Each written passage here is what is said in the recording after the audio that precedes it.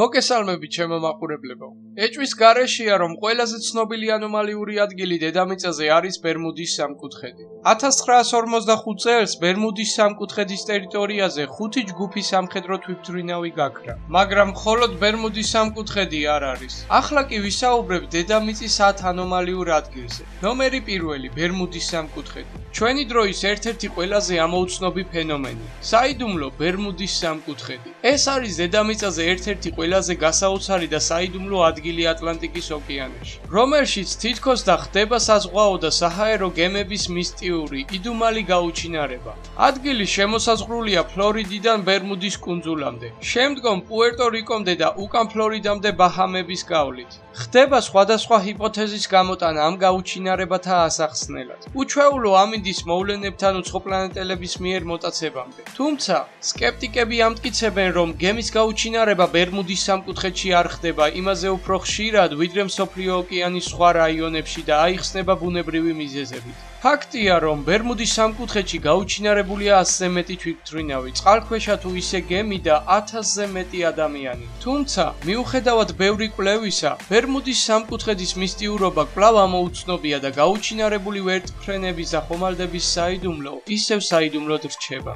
მისტიკური ბერმუდის სამკუთხედის საიდუმლოს ამოხსნას მეცნიერები კვლავ ცდილობენ, თუმცა ატლანტის ოკეანის ამ მონაკვეთზე მგზავრობას დღემდე ყველაერიდება. ნომერი 2 მოლევსკის სამკუთხედი.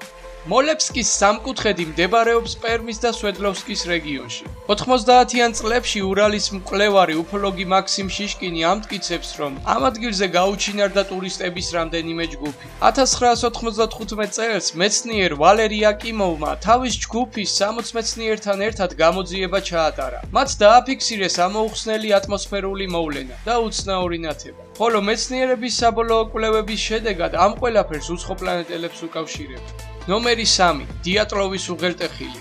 1959 წელს 10 ადამიანისგან შემდგარი ჯგუფი სტუდენტ იგორ დიატლოვთან ერთად მიცოცავდნენ ფოლად სიახილის მთაზე.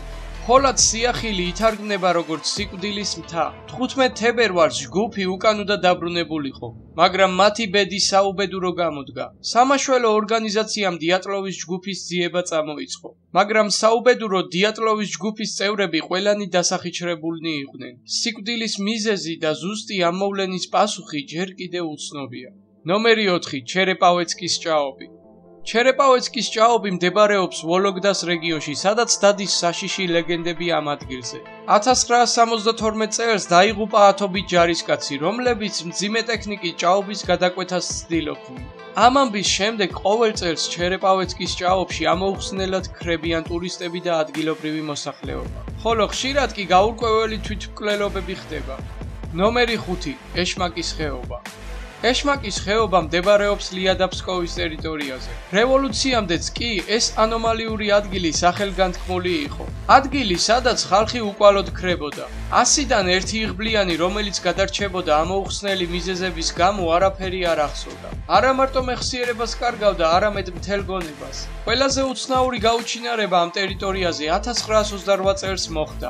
ამ წელს ეშმაკის ხევში გაუჩინარდა ტყის მკაფავი გუნდი, ხოლო 1931 წელს გაუჩინარდა რამდენიმე ათეული ოჯახი.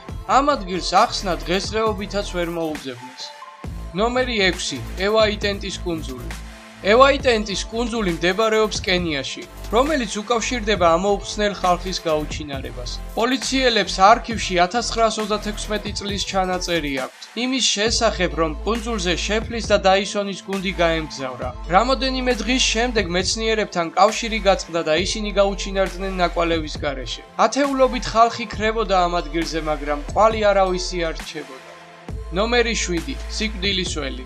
ეს სახელი 1930 წელს შეიძინა ამ ადგილმა, რომელ წელსაც ადგილობრივმა მონადირეებმა ნადირობის დროს დაკარგა რამოდენიმე ძაღლი. მათ მოახერხეს და იპოვეს ძაღლები, მაგრამ საუბედუროდ მკვდრები დახვდათ. მაგრამ ამ შემთხვევას ახსნა ვერ მოუძებნეს, თითქოს და სიკვდილის მიზეზი სუნთქვის მოულოდნელი გაჩერება იყო.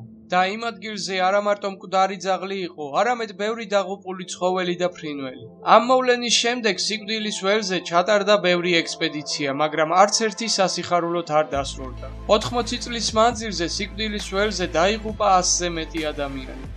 ნომერი 8 შუშმორის ზოლი.